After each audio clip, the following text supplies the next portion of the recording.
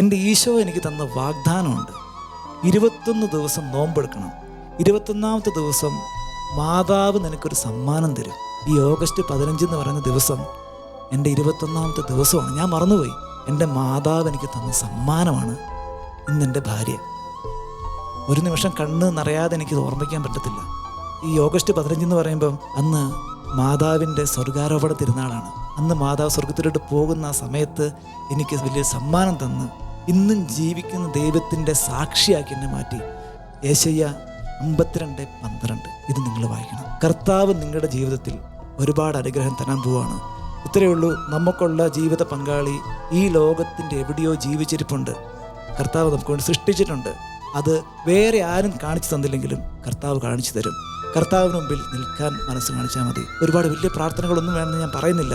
നിങ്ങളെക്കൊണ്ട് പറ്റുന്ന രീതിയിൽ കർത്താവിന് മുമ്പിൽ ഹൃദയ പരമാർത്ഥതയോടുകൂടി എൻ്റെ ഈശോയെ, നീ അല്ലാതെ എനിക്ക് വേറെ ആരുമില്ലെന്ന് പറഞ്ഞു നോക്ക്. നിങ്ങളുടെ പ്രാർത്ഥന ദൈവം ഇന്ന് കേൾക്കും, നിങ്ങൾക്ക് ഉത്തരം തരും.